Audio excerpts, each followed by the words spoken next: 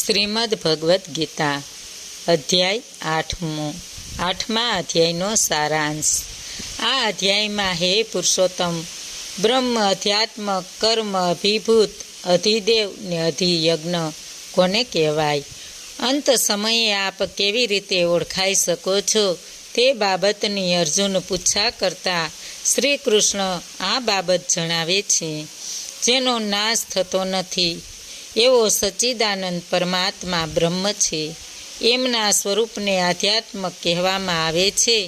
ભૂતોના ભાવને ઉત્પન્ન કરનાર યજ્ઞ, દાન ને હોમ આદિને કારણે જે દ્રવ્યનો ત્યાગ કરે છે તેને કર્મ કહેવામાં આવે છે।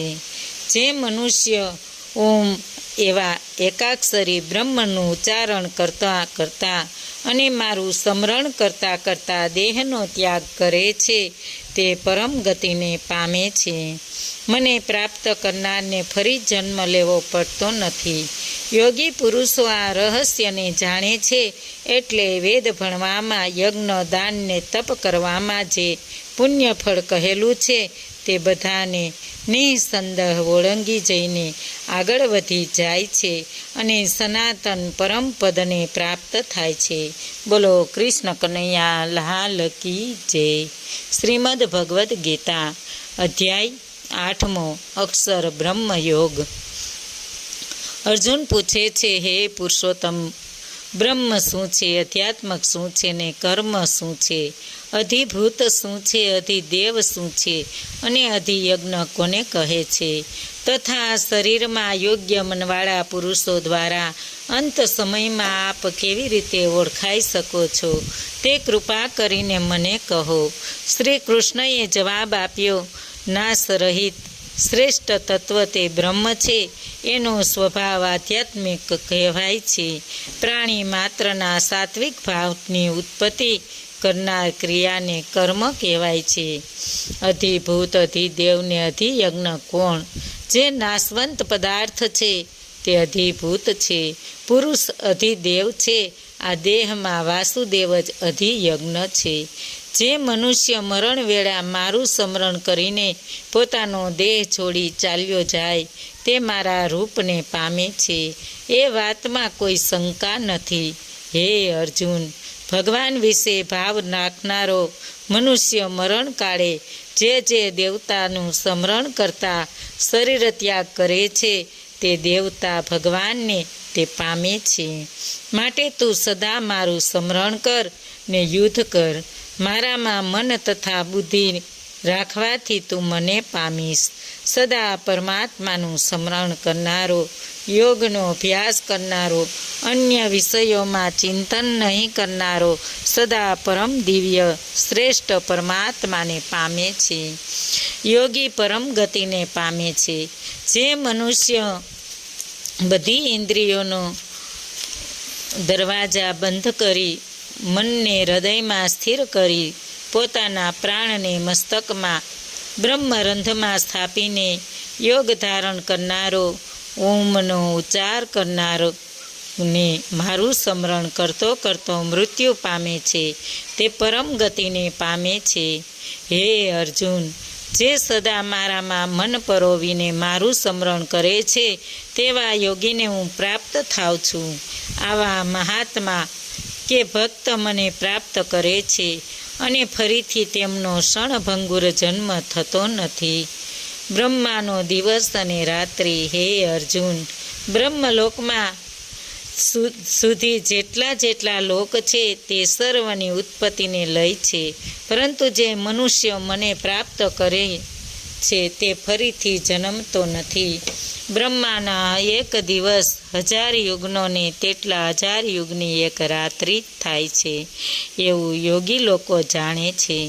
બ્રહ્માનો દિવસ આવતા સઘળી વ્યક્તિ અવ્યક્તથી ઉત્પન્ન થાય છે ને રાત્રિ આવતા લય પામે છે, પરંતુ અવ્યક્તથી બીજો જે અવ્યક્ત સનાતન ભાવ છે તે સર્વ પ્રાણીઓ નાશ પામવા છતાં નાશ પામતો નથી। આ અવ્યક્ત અક્ષર એમ કહેવાય છે જેને શ્રુતિઓ પરમ ગતિ કહે છે। આને પામીને જ્ઞાની આ સંસારમાં પાછા આવતા નથી। એ અક્ષર અગર પરમ ગતિ એ મારું પરમ ધામ છે. હે અર્જુન, સર્વભૂતો જેની અંદર રહ્યા છે તે પરમ પુરુષ તો અનન્ય ભક્તિથી પ્રાપ્ત કરી શકાય છે. હે પાર્થ, જે કાળમાં શરીર ત્યાગ કરી ગયેલા યોગીઓ પાછા આવતા નથી ને જે કાળમાં ગયેલા પાછા આવે છે તે કાળ સંબંધમાં હવે તને કહું છું. કયા સમયમાં મરણ ઉત્તમ? અગ્નિ જ્યોતિ દિવસ શુક્લ પક્ષને 6 મહિના રૂપ ઉત્તરાયણ. આમાં મરણ પામેલા બ્રહ્મવેતા મનુષ્ય બ્રહ્મને પામે છે. તે ફરીથી જન્મતા નથી. જ્યારે ધુમાડો રાત કૃષ્ણ પક્ષને દક્ષિણાયન 6 મહિનામાં જે યોગી મૃત્યુ પામે છે તે સકામી કર્મયોગી સ્વર્ગલોકને પામે છે ને ફરીથી સંસારમાં આવે છે. જન્મની આ શુક્લ અને કૃષ્ણ ગતિઓ હંમેશા મનાયેલી છે. એકથી પાછો આવતો નથી અને બીજાથી સંસારમાં પાછો આવે છે. હે પાર્થ, જે યોગી આ બંને માર્ગોને જાણે છે તે મોહ પામતો નથી. માટે તું સર્વકાળે યોગ મુક્ત થા. આ સૌ જાણ્યા પછી યોગી વેદોમાં યજ્ઞોમાં ને દાનોમાં જે પુણ્યનું ફળ વર્ણવવામાં આવ્યું છે તે સર્વને ઓળંગી જઈને સનાતન શ્રેષ્ઠ સ્થાનને પ્રાપ્ત કરે છે. ઇતિ શ્રીમદ ભગવદ્ ગીતામાં શ્રી કૃષ્ણ અર્જુન વચ્ચે થયેલ સંવાદમાં અક્ષર બ્રહ્મયોગ નામનો 8મો અધ્યાય સંપૂર્ણ. બોલો કૃષ્ણ કનૈયા લાલ કી જય. 8મા અધ્યાયનું માયતમ ફળ. પાર્વતીજી ભગવાન શંકરને ને લક્ષ્મીજી ભગવાન શ્રી વિષ્ણુને કહ્યું, હે પ્રભુ, હવે અમને ગીતાજીના 8મા અધ્યાયનું માયતમ ને તેના ફળ વિશે જણાવો. આથી ભગવાન શંકરે પાર્વતીજીને ને ભગવાન વિષ્ણુએ લક્ષ્મીજીને આ મુજબની કથા કહી સંભળાવી. દક્ષિણમાં આર્મદ કપૂર નામે નગરમાં ભાવશર્મા નામનો બ્રાહ્મણ રહેતો હતો. તે બ્રહ્મકર્મ કરતો નહોતો. એક દિવસ તેને પુષ્કળ તાળી પીધી. તાળીના નશાને કારણે શરીરનું સમતોલનપણું ન જાળવી શકતા તે બુરી હાલતે નીચે પટકાયો ને ત્યાં મરણ પામ્યો. તેના મરણ પછી તે જગ્યાએ તાડનું ઝાડ થયું. આ તાડના ઝાડ પર એક બ્રહ્મ રાક્ષસ પોતાની સ્ત્રી સાથે રહેવા લાગ્યો. એક વખત બ્રહ્મ રાક્ષસની સ્ત્રીએ પોતાના પતિને પોતાના ઉદ્ધાર માટેનો ઉપાય પૂછ્યો. આથી કરીને બ્રહ્મ રાક્ષસે પોતાની સ્ત્રીને કહ્યું કે ગીતાજીનો 8મો અધ્યાય સાંભળવામાં આવે તો ઉદ્ધાર અવશ્ય થાય.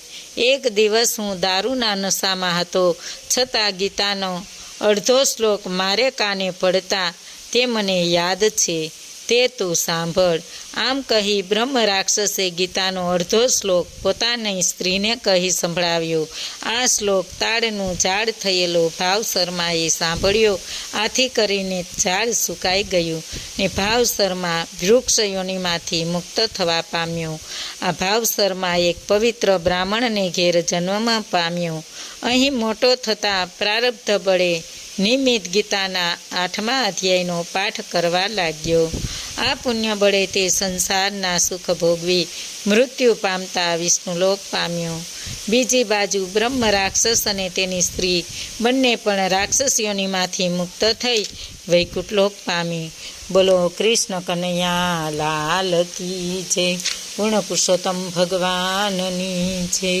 કૃષ્ણ કનૈયા લાલ કી જય. આજનું ભાવપુષ્પ શ્રી કૃષ્ણ અર્પણમ.